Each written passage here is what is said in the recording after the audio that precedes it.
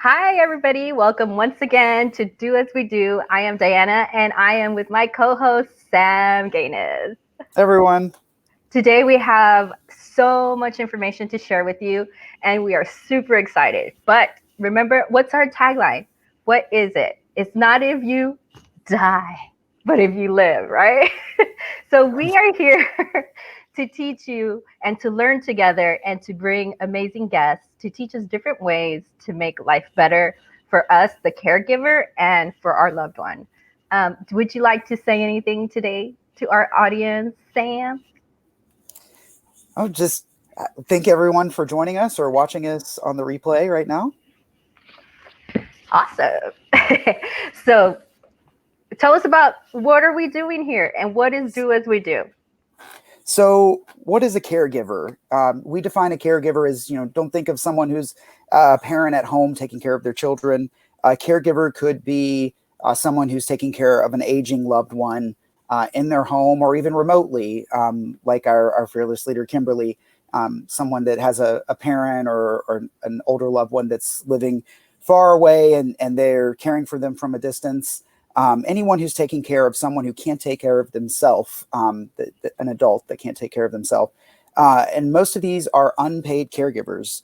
Over 40 million people every day get up and do this unpaid. They almost all of them, if at all possible, have some type of other job that they're trying to hold down while they also take care of their loved one.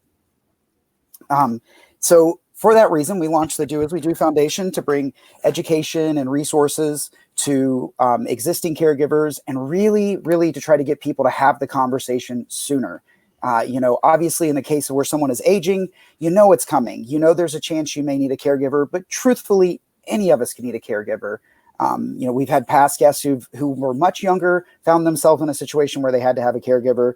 So it's always good to have that conversation with your family and your friends, especially with those that are aging that you're going to be taking care of. What are their plans? How are they prepared? And for these reasons, that's why we have launched the Do As We Do Foundation. We also simultaneously, in launching Do As We Do in the last few months, because of the current crisis, we launched the Caregiver Relief Fund. And all proceeds, every dime that's donated to that fund, which you can do through our website, doaswedo.org, all the proceeds go to help a caregiver that's at risk of losing the roof over their head. So they could be under eviction. There are eviction moratoriums across the country. It varies by state, municipality, but many of those are expiring, and there is no word yet on many of them as to whether they will be extended. So a lot of those people are, were heavily impacted. A lot of them work in the service industry and other industries where there were a lot of layoffs, and it's hard for them to find the kind of work and the schedule that they need in order to take care of their loved one. So again, you can donate through doaswedo.org. And as of today, we are up to 3,000. Give us that number. And thank you for the new donations coming in too. Yes, we recently had new donations, and we're up just over $3,500 now. And the last thing I'll add on that before I toss it back to you, Diana, is that, don't think of someone's entire rent or mortgage payment for the month. Don't think $2,000. Most of these people are extremely resourceful, and they are pulling, money from friends and family, and they literally can just be $100, $200 short, or they're having to make a decision to pay the rent, pay the electric bill, and just a $50 to $100, grant from us to them can help put them over so that they don't lose their housing and they can continue to take care of the person that completely relies on them for care. Correct. And any and very little and a lot helps. If you are skip a meal, fast for the day, donate to somebody that's going to really need that help. And that's what we're here for. And I don't want to take any more time because our special guest today has so much to share with us. And I want to give a big shout out to Steve Salami for introducing us to Dr. Jason Saunders. Thank you and welcome. We're so excited to have you here. And please, you give us an intro because we would not do you the justice that you deserve. I appreciate that. And I just want to say I love your mission. There's so many patients we have in our clinic, and it just seems that there's this, the the highest percentage of folks seem to be, that they're just not finishing sort of raising their kids, but their kids are in many cases are getting older, they're going to college, and they're kind of like transitioning out of this, intense time of caring for their children, and they're working. And then all of a sudden they start seeing changes in their parents' health, and they transition from, caring for young kids into caring for aging adults. And, the idea of putting out this type of education to try to sort of speed up the learning curve for people to understand what their options are, and the different things they can do for themselves, or for their aging parents, or to help find other caregivers, all the different options that might be out there. I think that's so critical, because I think that's a missing step, and people often are so surprised that, they're moving from this place into this place so quickly. And there's no breathing room for that. It's like, you can't stop. You can't say no. You're just like into the next thing. You're right back in a different way. And in so many ways, when the child is taking care of the parent, that role reversal is obviously really difficult on everybody. So, I love the idea of just having a resource of education like this. So, to help people go through that. So I thank you for what you guys are doing. So we have a few clinics. We have, depending on different services and things that we use. So we have a few clinics in New Jersey. We also have another clinic outside Philly, in Pennsylvania. And we provide quite a wide range of services, from nutritional help, acupuncture, massage, chiropractic, hyperbaric oxygen, red light therapy, cold laser, sauna, counseling. So really what we do is we have lots of different practitioners from different backgrounds that all share just a very similar mission of trying to help people. We all work really well together, and we all cover our own ground. So we have some people that can help care for, pregnant moms and babies, and we have other people who care for, athletes or the weekend warrior type. And then we have people who are, helping to care for some of our older folks, older parents, grandparents, things like that. And then just delivering, a pretty wide range of services. We certainly don't cover all aspects of health by any stretch, but what we are trying to do is collaborate in a way where, one person could be seeing a few different practitioners for maybe the same issue, and we're all able to very easily talk to one another, co-treat them, and not co-treat them the fact that we're all just happen to treat the same patient, but co-treat, like co-manage different aspects, and really work together to figure out which pieces are missing for that patient, and how we could work together to really help draw out the quality of life. That's really kind of what your tagline, right? So, it's not just longevity. Longevity, many of us thankfully will have, but what's the quality of that life in those years that we're going to have? And so many of these things that we could be talking about and working on throughout all of our lives, not just in the folks that we're caring about, but in our own lives, making those steps and making those changes in our life to really improve today's health, because that's obviously going to affect tomorrow's quality. Correct. That's really where we focus. So that's the majority of the work that we do. And there's a quote that we use a lot, is like, or we've heard a lot, is caring for the killing the caregiver. Caring for somebody ends up killing the caregiver, because you stop, you have no time, or you're not really paying attention to what's going on with you, because you're overwhelmed trying to take care of that parent or that loved one that needs you. And which goes into the conversation of how we got introduced to you, how we met Steve, and the work that he's working on his mom. He brought his hyperbaric chamber to his house, and quality of life. I had an update with him, and he told me that he got a new thing, and I'll let you explain it, because I know nothing about it, right? And it's already, his mom is having like full sentences, and he's only been using it for a couple of days. So he's seen drastic changes in his mom, and that is amazing. So tell us a little bit about the oxygen. What does oxygen do for us? Obviously, we need it for simple things to work on, daily tasks, but overall, for quality of life, for our health to be better, how does oxygen work? So I think the simplest way to look at that is every cell in our body requires oxygen for function. And every breath that we take, every minute of every day, we're constantly replenishing that oxygen level. And I think most of you would know, when you go to the doctor, they put that, the little thing on your finger, and it tells you it's called a pulse oximeter, but it tells you how saturated your blood is with oxygen. And for the most part, if we don't have anything very specifically wrong with our heart or our lungs, most of us would have about 97, 98, 99% oxygen saturation, meaning we're carrying almost all the oxygen we could possibly carry. And we need to carry almost all the oxygen we can carry every minute of every day just to do normal functions. But if there was a way to increase the dosage of that oxygen, we would be able to have a surplus. And with that surplus, what we'd be able to do is create an increased level of, on one hand, you can use it for performance. So you can increase performance in certain aspects. And in another way, you could use that oxygen to increase your capacity to heal.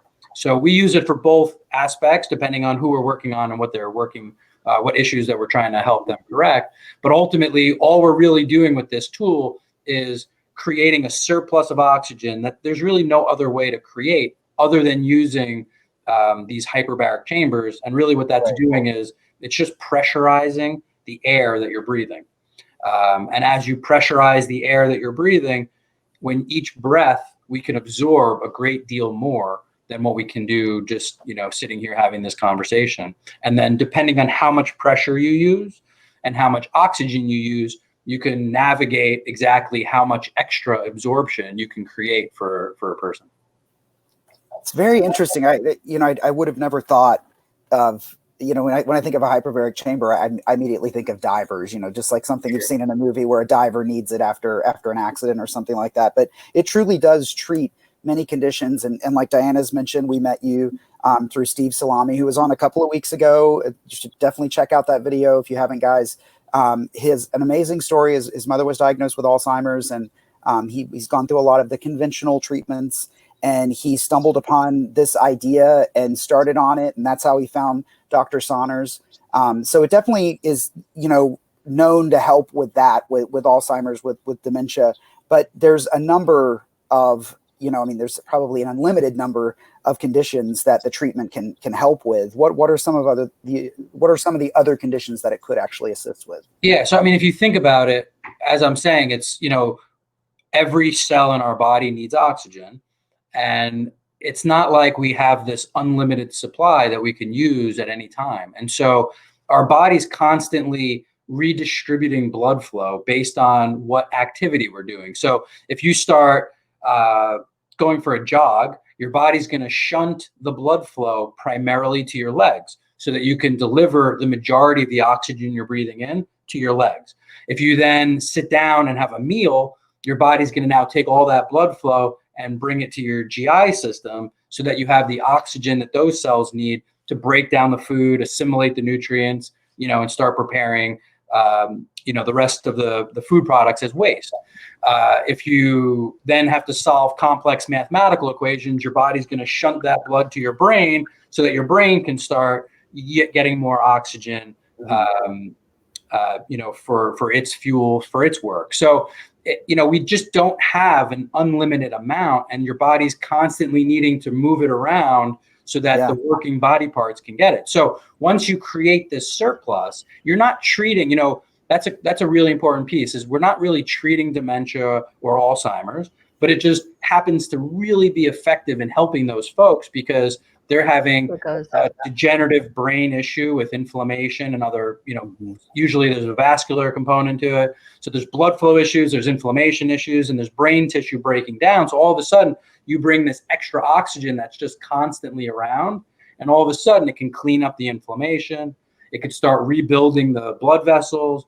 It could start healing the brain tissue. And so that's true in so many conditions. So, things that we see a lot in our clinic are a lot of neurologic issues. So certainly dementia and Alzheimer's, MS, TBI and concussion, Lyme disease, post-stroke recovery. It's those, post-stroke is one of the most responsive patients. They seem to really respond well and change relatively quickly. again, because it's a vascular and oxygenation issue most often. Yeah. But really, all these chronic inflammatory, a lot of the inflammatory arthritis conditions, Crohn's and colitis, diabetic neuropathy, disc herniations in your neck or your back. A lot of these are just basically inflammatory and tissue damage in areas that already have relatively poor blood flow to begin with. And then the damage that occurs hinders the blood flow even more, which just means we can't get oxygen to that tissue. So by going into this environment and literally flooding the whole body with an enormous amount of extra oxygen, all of a sudden the body's got this resource that it needs to really start, getting the healing process going or increasing the metabolism, whatever the goal is. Yeah, I think about. Oh, sorry. I was going to say I have a chronic back problem that's related to a disc issue. I had surgery 4 years ago, and the one thing that seems to help it, but also create other issues, is anti-inflammatory medications. They can have a great impact, not for everyone, but for some people. But in the long term, they can have horrible impacts on your body. Worse for some people. So it's I've never been able to find one thing that I could just take and it resolved the inflammation. It has to be lifestyle changes. And if I had this as an option, I would be in the chamber now trying it out. We'll do the next interview. We'll all be inside the chamber. From the chamber. So for all the DIY people out there that they're like, well, what if I just get oxygen and put it myself? Explain to us the difference. This is not, this is a whole different process. The different types of oxygens. I know there's oxygen massages, there's oxygen through IV and through the hyperbaric chambers. So what are the differences between that? And why shouldn't someone just put some oxygen, go to an oxygen bar, sit there and put some oxygen on themselves? So you could, oxygen to some degree, in one aspect, oxygen's oxygen. And then in another way, each delivery system has a very different effect. So what you could say is that oxygen's really critical. I mean, we need it, and we need it all the time.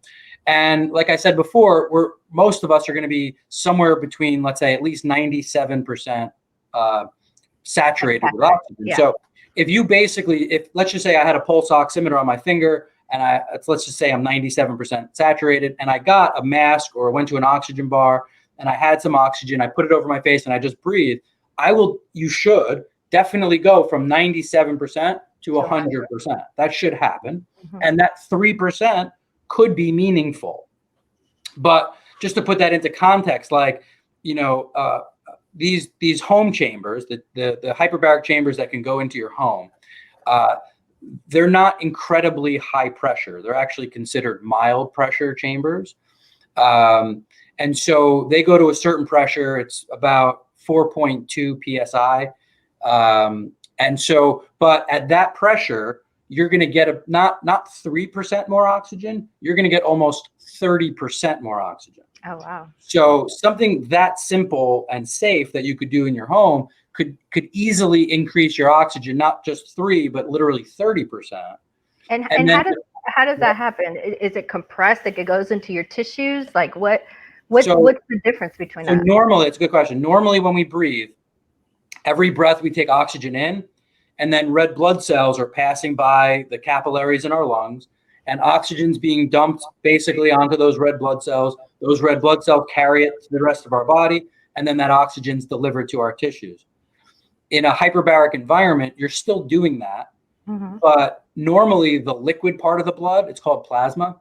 The liquid portion of our blood doesn't usually carry much oxygen at all. We rely on red blood cells to carry that oxygen.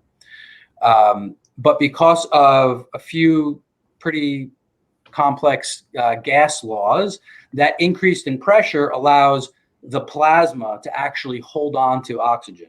Oh, so that even though plasma is not a normal carrier of oxygen, in a pressurized environment, when you breathe that in, there's extra gas that gets dissolved into the plasma.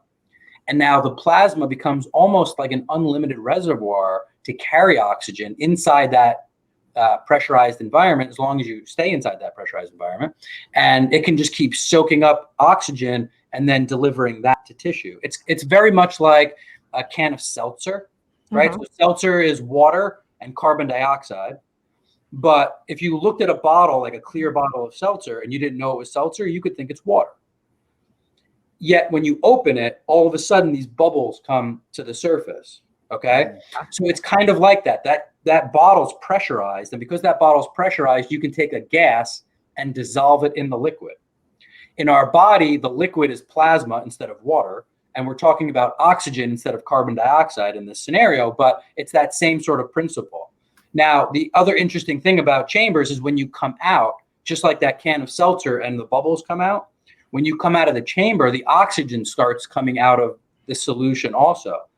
And at one point, people thought maybe that was like, well, it's just kind of getting out of your body and it's wasted, but it's not at all. As it's bubbling out of solution, if you will, it's actually interacting with your entire body and all of your cells. So all of a sudden, there's a certain activating those dead cells. Right, yeah, there's a certain distance that oxygen can normally travel between a capillary and a piece of tissue. But when you come out of a hyperbaric chamber and all this oxygen is starting to kind of come out of circulation, that distance is actually 4 times greater than under normal circumstances. So all of a sudden, if you have deep damaged tissue that you're not ever able to get oxygen to, as that oxygen's coming to the surface and coming out when you leave the chamber for hours, like 12 to, we're not really sure, 12 to 24 hours after, it's flooding out and interacting with that tissue and potentially either waking it up if it's dormant or helping it heal if it's, damaged, those kinds of things. So, it's a pretty remarkable process, on the cellular level. So, we're talking about the at-home chamber, which again, I encourage everyone, if you didn't see Steve's interview a couple of weeks ago, he talks about it, but, there's a process to that. I'm assuming I can't just go online, order one and know exactly what to do. As you and I had discussed the other day, there's a process to this. They're introduced to someone like you that hopefully is as knowledgeable as you, and they start there. And then from that point, you can determine if one day they may be a person that's a candidate for treatment at home. Right. There's different chambers too, right? Exactly. Yeah. So, the idea would be, it's technically a class 2 FDA device. So you need a prescription in order to obtain one.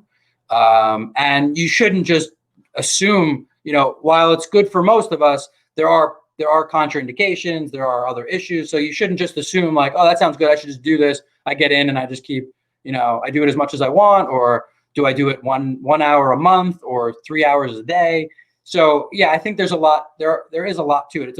It's a very simple technology and it's a simple machine to operate, but there's a lot of details in the protocols and developing the process to go through, as well as just making sure it is the right fit for somebody. So like in Steve's case, Steve, I'm sure he told the story. So, his mom was getting some therapy at a clinic.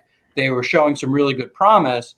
And so therefore he's like, well, it just makes more sense. When you're dealing with these like long-term chronic conditions, if you find something that's working, you want to maximize that. And so in so many of those cases, it makes way more financially, but also just in convenience. You have to get in a car, you got to drive somewhere, especially if you have an aging parent and there's either mobility issues or they're fighting with you on the way to the doctor's office, all the things that go into that. So, from a convenience standpoint, but also from a cost-effective standpoint, to have something like that at home, it's going to work out, above and beyond. So what happened was he contacted the manufacturer. The manufacturer sent him to me so that we can discuss the details of the case and making sure that it is appropriate, and then we helped him obtain one for his mom to be able to use at home, which thankfully they've been able to have now for a little while and get that ball rolling. So they're working on it. I see him all the time. It's time to go into the tube, he calls it. We do have a couple of questions. Let's bring them up and see. Do you feel that this could replace medicine? So this conversation comes up a lot, and I think that yes and no and maybe, like many things. Yeah.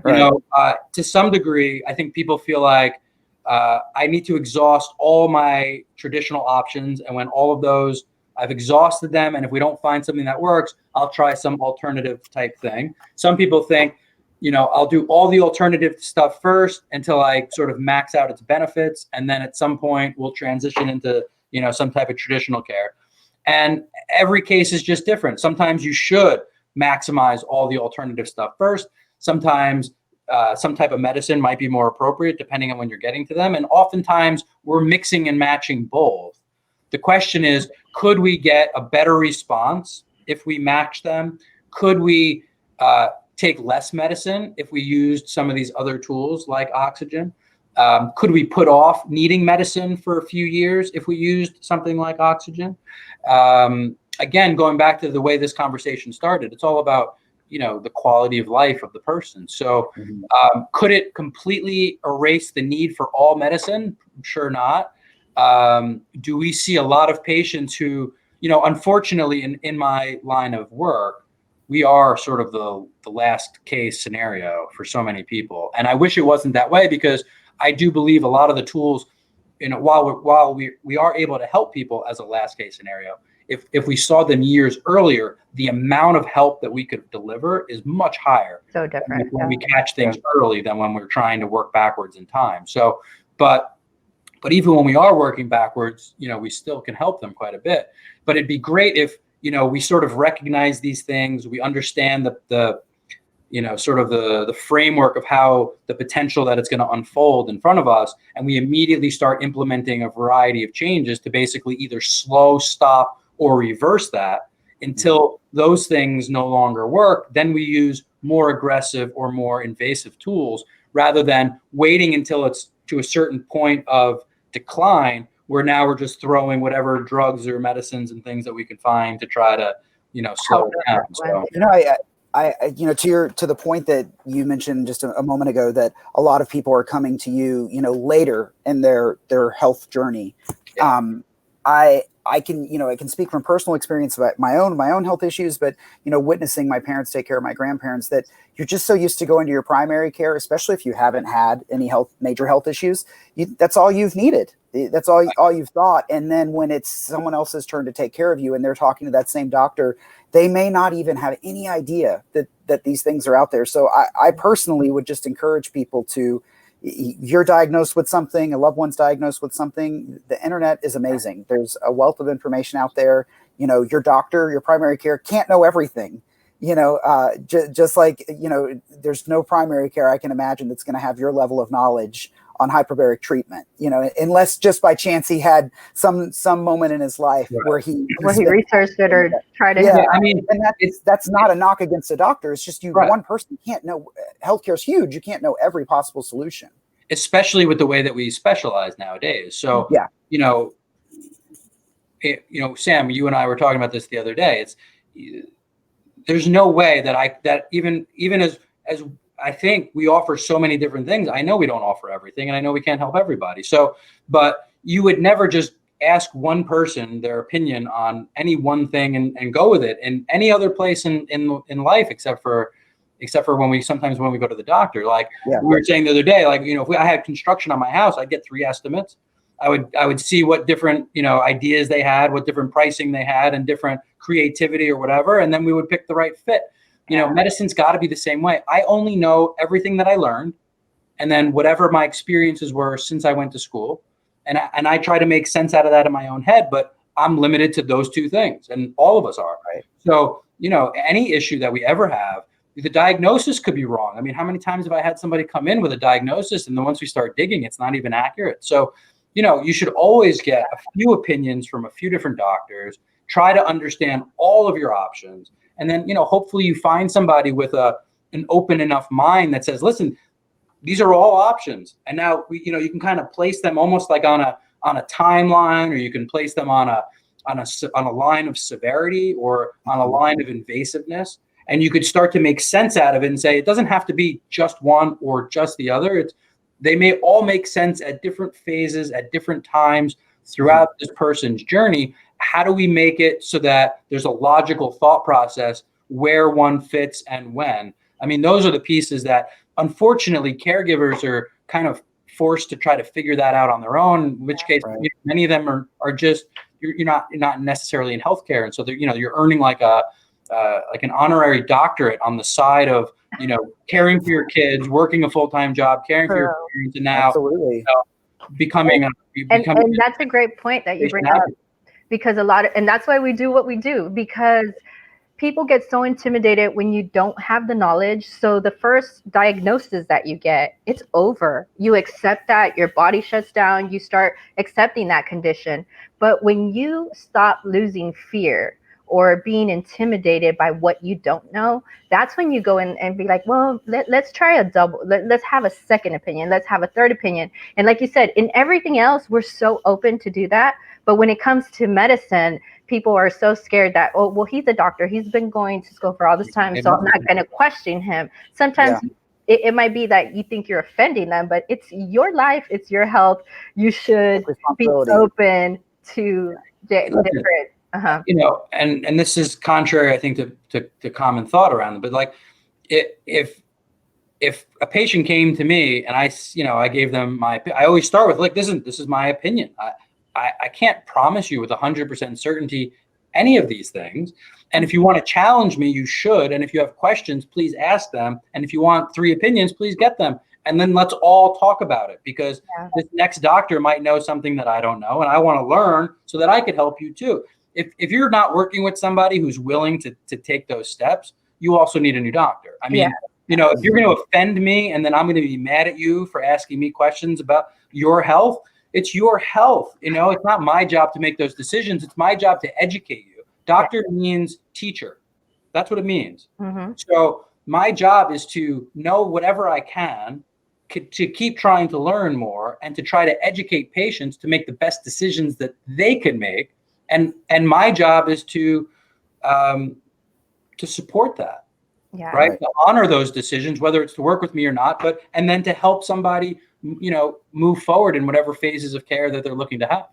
We have a question. Yeah, go ahead, Sam. We have another question here from Mike Cornell. Does an underlying heart condition have any impact on the ability to use the hyperbaric therapy? There's a lot in that question. Like, there's a lot of potential or possibilities there. So in general, no. You don't feel pressure. Here's one easy way to say it. An airplane, in many ways, is like a hyperbaric chamber. So for a lot of conditions, if you're allowed to fly, especially when we're talking about mild pressures, if you're allowed to fly in an airplane, you're most likely not going to have any issues in a chamber. There's a lot more. By the way, that sentence, this is not medical advice. This is just general disclaimer, guys. We're just having a conversation. So we're just having a conversation about it. So that's just one general guideline. If you have any implanted devices like a pacemaker or something like that, most of them are totally, they're actually built to be pressurized so that you could fly or scuba dive or do the different things that we do. So most of them would be fine, but you could always check with the manufacturers to make sure that you know that the device is capable of handling some pressure. But as long as you're basically able to breathe, and even with some amount of heart dysfunction, it's typically very safe still to go in a chamber. Here's another question. Go ahead, Sam, because I don't have my glasses on. Oh, okay. This is from Brian Crawford, a member of our team. If someone in a household is prescribed the hyperbaric treatment, could it be detrimental for someone else who isn't prescribed the treatment to use it as well? Asking for a friend. I saw that. Asking for a friend. Can I use it too? Right. If I buy it, can I use it? So in most cases, I would say it's probably appropriate and or safe. But again, when you're going through this process, you know, this isn't the kind of thing you should just go to Amazon and buy a hyperbaric chamber and just start using it. So typically, let's say if somebody contacted us, like if Steve, in that same example, if Steve was like, listen, I have this now, it's in my house, can I use it? I would just go through the same process I go through with everybody else. Okay, well, do you have any health issues? What are they? These are red flags. These aren't red flags. What's your goal? What are you trying to accomplish by going in the chamber, if anything at all? And what type of protocol would then be appropriate for you to follow? Yeah. Because, you know, you could imagine that, you know, the caregiver has their own issues, whatever those are, and those are just different than whatever the, you know, the patient is going through. And so their protocol or their plan, what their steps that they should take and how often, and the dosage and the frequency of oxygen would be very different in both of those cases. So you should just be able to have a conversation with me or whomever is doing that with you, so that you can kind of wrap your head around that and make sure you're using it properly. Are there any side effects? I mean, like, when you're prescribed a medication, I assume it's more like physical therapy where, you're walked through it so carefully that there's not really side effects to physical therapy. It's usually just you either have to stop for a bit before you continue on or whatever. Yeah. But with medicine, there can be true side effects. So with this, are there side effects? I guess so. You could say, with medicine, in general, medicine or just any drug is, it's not like that's a nutritional requirement in our bodies. Drugs are literally meant to treat chemistry and to treat symptoms of chemistry. And it's like when you block this pathway, you're also blocking X, Y, and Z. And it's the X, Y, and Z that become the other symptoms associated with a lot of the, let's say drug therapies. Oxygen's oxygen, and you're getting more oxygen. And so there's a lot of side benefits, because it's not like if you had dementia, it's not like we would say, well, here's oxygen for your brain. No matter what, your whole body's being exposed to this tool. So your whole body's being exposed to this increase in oxygen, and your body, it's a required nutrient. Your body knows exactly what to do with oxygen. So it's very different from a drug from that standpoint. And your body will just use the oxygen as it sees fit for the most part. If there's any side effects, it has to do with the pressure environment. So kind of similar to being in that same airplane, part of the process of being in a pressurized environment is your ears pop. Right. So if you have sinus congestion, or you have issues equalizing your ears, or you had a cold that day or something like that, there could be some discomfort. There could be some issues associated with the change in pressure in air spaces like that. If you had a pneumothorax, like literally a popped lung, that would be an airspace that you don't have control over. Therefore, that could become a dangerous scenario. So there's a few issues, and there are a few contraindications. They're very specific, and there are very few of them. But again, that's why you don't just go buy a hyperbaric chamber on Amazon and jump in. There are some things. It's a very simple process. It's a very simple tool. It's a very safe tool, but there are definitely a few very important factors that need to be addressed and known before hopping in and actually doing the therapy. And I know it would vary quite a bit, but by and large, most of the American public has to get approval from insurance, Medicaid, Medicare. There's some type of approval that's needed for them to get any kind of treatment that's going to be covered. I'm guessing that this is something that is not widely covered at this point, and it's probably, I'm guessing, very specific to what your condition is and things like that. But can you speak to that at all? To sure, yeah. Vary by state, region. Yeah, in the U.S., there are 14 indications that are considered insurance approvable indications. They're very specific. They're also pretty critical. There are things like, radiation burns and gangrene, osteomyelitis, osteonecrosis. So, they're typically very severe conditions. And a lot of times in a lot of those conditions, the mild chambers probably won't cut it. That's why there are hyperbaric chambers in hospitals. And for the most part, these wound care centers and these hospitals treat what's considered insurance indicated hyperbaric cases. And then there's all these other, there's about 150 what are called international approved indications, that different countries may have different insurance-based principles depending on where you live, but there's about 150 pretty well-researched, well-accepted indications internationally that people use hyperbaric for. And for the vast majority of those, insurance is not going to cover that. Whether you're going to a clinic, they're probably not going to, like in our clinic, we really only treat these other non-insurance indications. We don't really treat any of the 14 insurance-based indications. And then when you're looking at mild home chambers, virtually none of those are really covered or helped out by insurance, unfortunately. For now, yeah. I think part of that goes to that this treatment is not widely available. Like you and I talked the other day, I live in a very remote area I'm 200 miles from Atlanta, and I'm probably like 150 from Gainesville, Florida, which I know they have the university, they have a facility. But a lot of people are not close. So I think that as this stuff becomes more widely available and widely used, that hopefully more insurance will begin to cover it. Yeah, between the two main clinics that we have in New Jersey and outside of Philly, they're about 2 hours apart, and somewhere in the middle, people easily will travel, an hour and a half, just to get to the clinic, which, it's asking a lot. You travel 60 to 90 minutes for a 60 to 90 minute treatment, to go back 60 to 90 minutes, and to do that with some degree of frequency. It's asking a lot, but unfortunately, that's how. And those are relatively close together. I mean, in a lot of places around the country, it'd be much further. So that's where these home therapies, treatments are. In some cases, because these chambers have a little bit less pressure, and they also have a little bit less oxygen than what you might get at a clinic.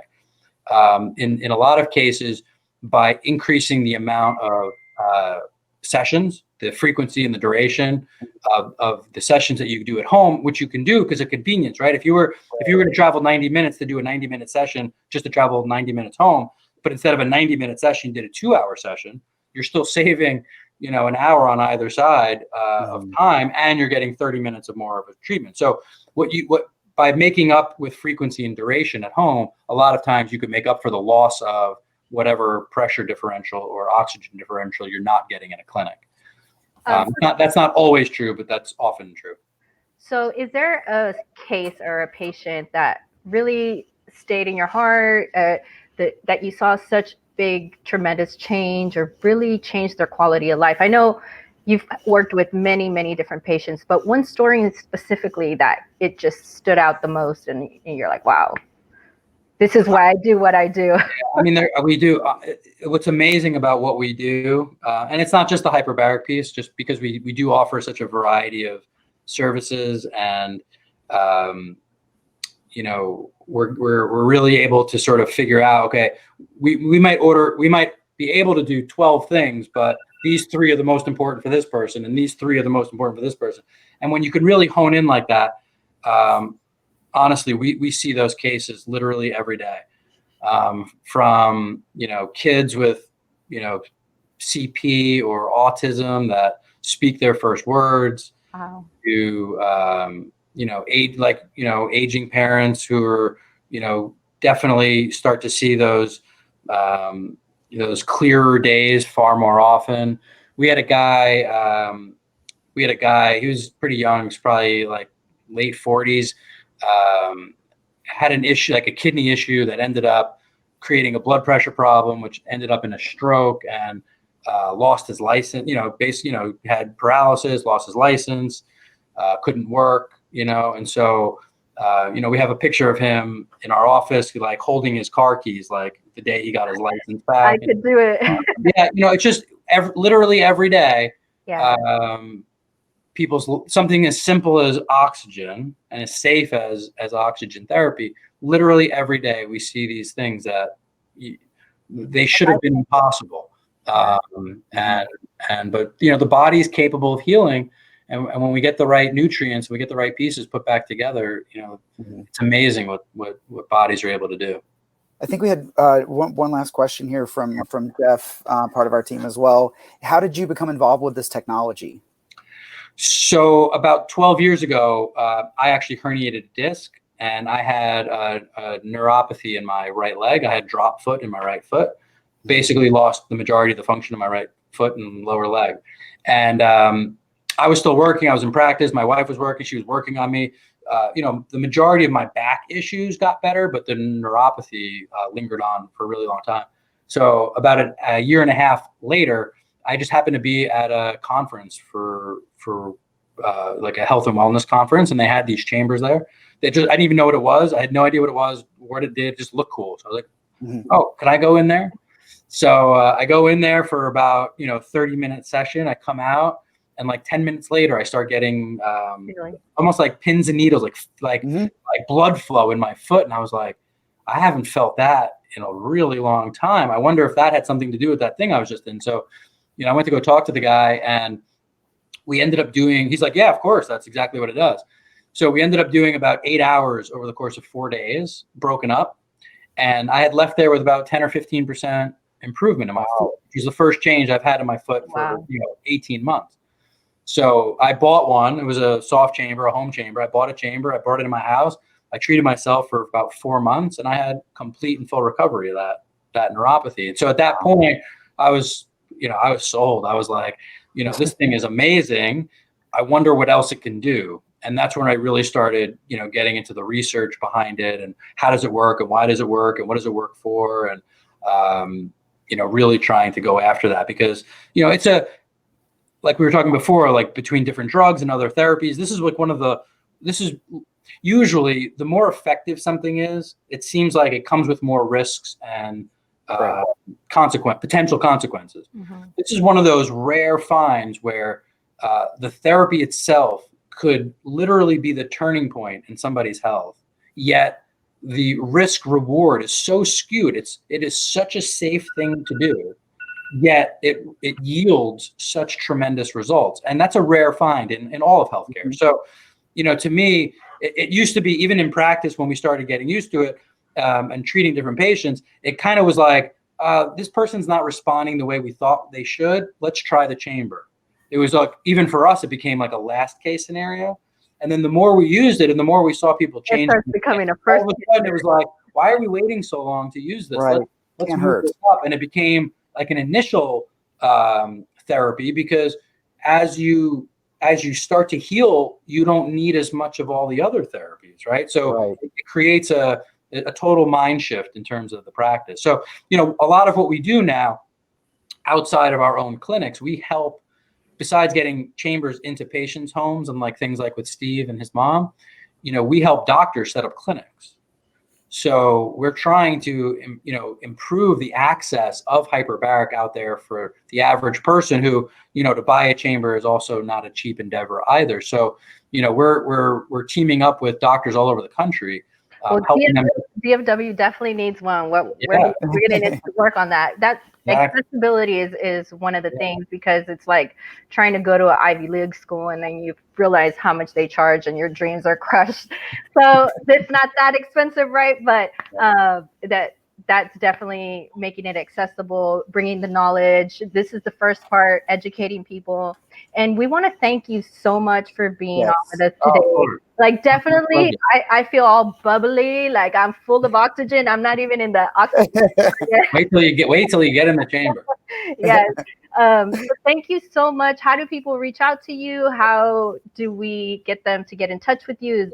Yeah. So, I mean, we have our YouTube channel. We have for people who are just looking to learn more about this, our YouTube channel, which is just HBOT USA, HBOT USA.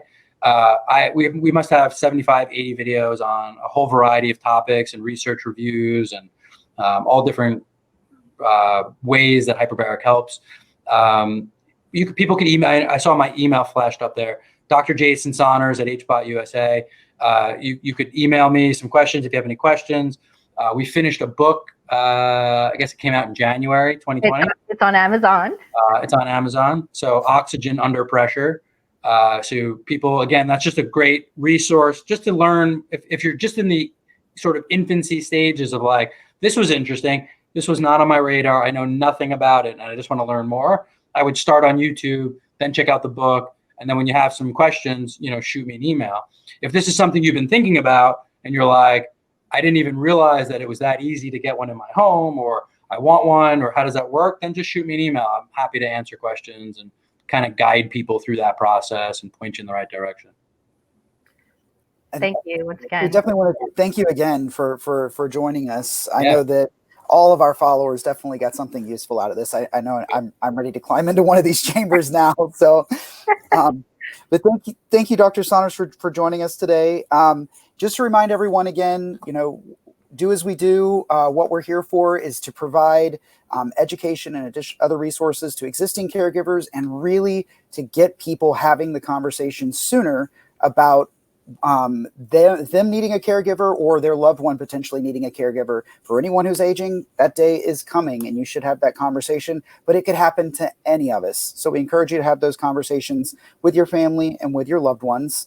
And that's what we're here for. We also have launched the Caregivers Relief Fund that I mentioned earlier on, and all proceeds to that fund go to help keep a roof over the head of a caregiver, someone that's at risk of eviction, of losing their home right now. Again, any little donation helps, and you can donate at our website, which is doaswedo.org. That's right. And once again, we want to thank our magnificent oxygen doctor, Dr. Saunders, for being on. I'm pretty sure you're going to get a flood of questions through the viewers, because it's just extremely interesting and it's healthy. And I, you know how we can call onto our reality? Like, I feel so bubbly of oxygen. I once I go in the chamber, I'll have more, but it'll be in my plasma now. But we want to thank you once again. Hey, and we want to thank our sponsors. Thank you so much. Hustle Aesthetics, Soap Addict, Salon D, Rich B, Short Productions, Blue Jay Nutra, AK Realty, Approved Shield, and Spherix. But thank you so much. Hey man, like, they are my favorite. If you guys didn't check out the interview we had with them, it was really, really good, and we encourage you to check out all of these past interviews. Steve's, Kathy and Becca, they were amazing. But we'll see you next Thursday. Do as we do. Go hit subscribe, go follow us, and donate. And remember, it's not about if you die, it's about if you live. You want to live a good quality of life, right? Have a good one. We'll see you next Thursday. Thanks, guys.